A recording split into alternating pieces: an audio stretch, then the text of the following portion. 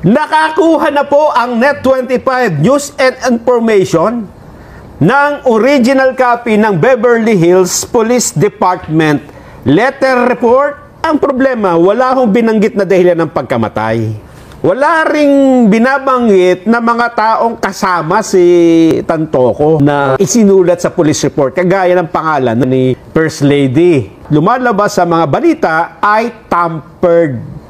Fake police report ng LA, ng Beverly Hills Police Department. Talagang kailangan nyo pang baguhin, ibahin ang nilalaman para lang makapanira. Desperate move. Bakit? Ito ba ang natatamang mga leader ng bansa? Okay, eto, galing to sa Net25. Ayan, Net25 yan ha. Galing yan sa inyo. May watermark ba? Di ba wala? Meron siya, pero it's heavily degraded. It means that this has been tampered with. The right protect has been broken. At may iniba. Nakita nyo yan? That's the trail of the watermark na na-degrade. So nawala ng watermark. Okay? So inedit yan. Ito ang tampered na document na pinost ng Net25. Kasi heavily degraded ang watermark. Again, the watermark is heavily degraded. It means that the right protect has been broken and the document has been tampered with. Malinaw yan ha? Tell me, Net25, how did you get that document? Where did you get that document from? Better question would probably be, from whom did you get that document from? At magkano bayad nila sa inyo para i-post yan? Huh? The document that you have posted on your page is obviously a tampered document. Do you even know the legal implications of this? Huh? Ikakasira nyo to, Net25. Nag-post kayo ng tampered document. If it's a soft copy document, it will have the watermark. Pag ipiprint mo yung watermark, pag walang watermark, legit yan. Okay? Pag ipiprint mo, sumama ang watermark, it means that it is not a magic watermark and that the soft copy that you have is fake. Alright? And then, pag may nakita kayong mga anino ng watermark dyan, it means that the document has been tampered with and that the right protect has been broken. It's that simple. Okay, so sa mga di nakakaalam kasi, ang trabaho ko dito sa Amerika, nasa Legal and Fraud Department ako. So, dito tinatapon sa akin lahat mga documents for verification and forensic verification as well. Naamoy ko kung anong document na peke at saka totoo. Unang glance ko lang sa document na tinitingnan ko, malalaman ko na agad kung peke o hindi. Okay? Si Claire Castro, may pinakitang document. Sabi ko, pati nang pinakita, tangina naman. Ang bobobo. Obvious naman talaga. Fake yun. May nakita ba kayo? Tanong ko lang, may nakita ba kayo sa wall ko na nag-post ako ng document ng mga ganon? Bakit attach yun sa name ko?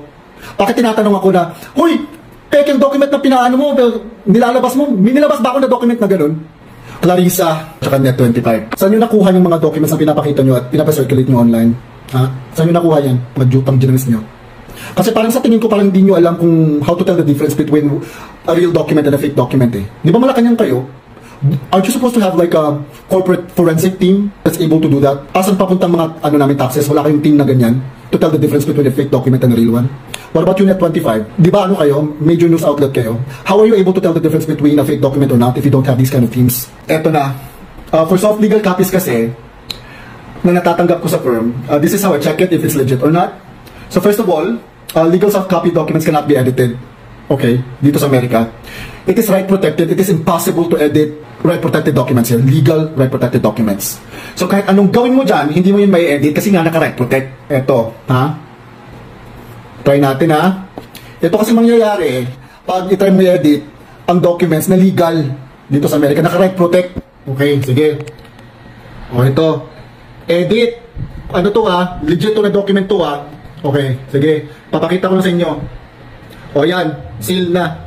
So, i-edit natin. Tingnan nyo kung ano mangyayari kung i-edit natin. O yan, may lumabas na pop-up. O ito, naka-right protect yan. Hindi mo yan mai-edit. Okay? Sige, balik natin. Now, knowing, makakahanap talaga ng paraan ng mga tao to commit fraud, di ba? Kahit naka-right protect yan, what you would need to check, or the second thing that you would need to do, is to check the watermark, or the magic watermark. Now, what is a magic watermark? Clarissa, paki-google na lang, okay? Napaka-basic niyan sa corporate forensics. Now, pag may nakita kang magic watermark, ang document, what you would need to do is that you would need to print it out. Now, if the document doesn't have the magic watermark, okay, it means that the soft legal copy is legit. It is real. Okay? Now, what am I talking about? Papakita ko sa inyo. Okay. So, this is the magic watermark. This is only visible in soft legal copy documents. Okay? Ayan, yan ang watermark. Sa documents nyo, may mga watermark ba? May nakita ba kayo, Net25 at Malacanang, may magic watermark ba? Di ba wala? Okay, that only tells one thing. Kaya nga tinatawag sa magic watermark, it's because if you're going to print out a legal soft copy, it will disappear. That's one way of telling if it's legit or not. Pag iprint mo, walang watermark, it means that the soft copy that you have is legal and binding. Okay? Like this one, this is what I did. Nakita niyo yung watermark kanina, so this is the sample of the printout. It doesn't have the watermark. Do you see that? Walang watermark, di ba? It means that it's real. It's only visible in the soft copy. So naturally, pag na-print mo, tapos sumama yung watermark, it means that the soft copy that you have is fake kasi sumama ang watermark. Okay? Now, you would need to also check if the watermark is intact.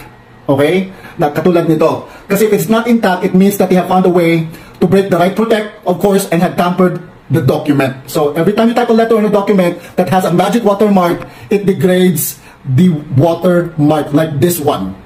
I'm gonna show you, okay? Now let's go to the document that has been posted by Malacanang, by Anticler. Now as you can see, dun sa document niya, even though that it was on screen, it was presented as a hard copy. Hence, the page break.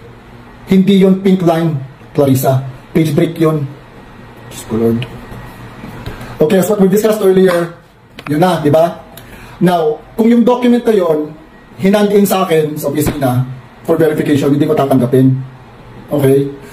Kasi, walang indentation at walang embossed watermark sa document and there's no legal seal right beside the signature. Hindi ko tatanggapin. Ganun lang yung kasimple. Okay? Now, di ko alam kung saan pa po tayo mga taxes natin, bakit puro mga bobo ang nandyan sa loob ng Malacanang? Ito ang team mo, bahag. Nagkadaloko-loko na ang Pilipinas nang umupo yung bangag dyan sa Malacanang. Isa lang namang hingi namin naming mga taong bayan. Gusto namin magpa-hair follicle test ka to know if you are sane to run a country. Hindi ka presidente sa chapel, presidente ka sa bansa. And what's aggravating about it is that alam ng buong Pilipino na gumagamit ka, pero hindi sila nagagalit. Bakit konti lang kaming nagagalit nito? If you want to clear your name, hair follicle test.